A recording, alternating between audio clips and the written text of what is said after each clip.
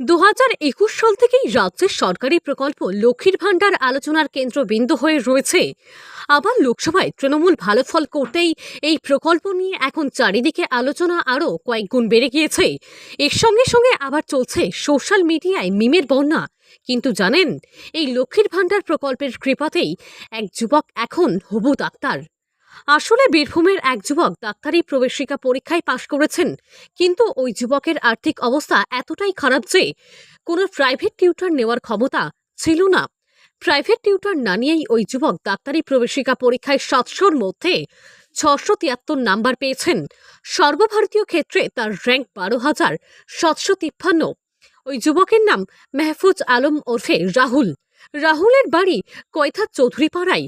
বাবা মুজিবুর রহমানের একটি চায়ের দোকান রয়েছে বীরভূমের নলহাটি ব্লকের কৈথা হাসপাতাল মোড়ে। রাহুল ওই দোকানে বাবার সঙ্গে দোকানও চালায় দিনের বেলায় দোকান চালানোর পাশাপাশি অবসর সময়ে পড়াশোনা করেন এবং রাত জেগে পড়াশোনা করে থাকেন। রাহুল হাই স্কুলের ছাত্র, আর এই কঠোর পরিশ্রম করেই সে আজ ডাক্তারের প্রবেশিকা পরীক্ষায় কোনো রকম টিউশন না নিয়েই এত ভালো ফলাফল করতে সক্ষম হয়েছেন। এখন প্রশ্ন জাগতে পারে, রাহুলের ডাক্তারির প্রবেশিকা পরীক্ষায় এমন ভালো ফলাফলের সঙ্গে লক্ষ্মীর ভাণ্ডার প্রকল্পের সম্পর্ক কোথায়? সম্পর্ক রয়েছে মোবাইল রিচার্জের টাকায়। আসলে রাহুল এবং তার পরিবারের সদস্যদের আর্থিক অবস্থা এতটাই খারাপ যে মোবাইল রিচার্জের টাকা লক্ষ্মীর ভাণ্ডারের টাকা থেকেই আসতো। মাসে মাসে তার মা যে টাকা পেতেন, সেই টাকা থেকেই রাহুলের মোবাইল নম্বর রিচার্জ করা হতো।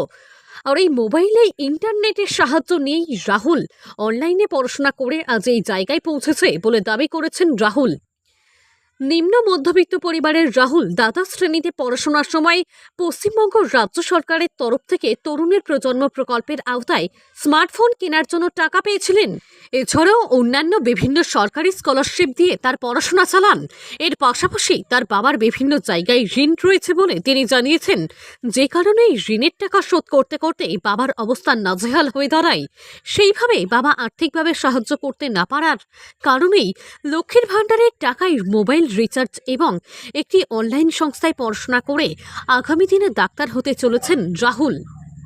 অ্যাফোর্ড করতে পারতো না, তার জন্য আমি নিটকে বেছে নিলাম এবং আমি প্রিপারেশন করতে শুরু করলাম। একটা অনলাইন ব্যাচ কিনেছিলাম আমি, এই মাত্র 3,000 টাকা দাম ছিল সেটা থেকে আমি পড়েছি এবং সেটা থেকে প্রিপারেশন করেছি।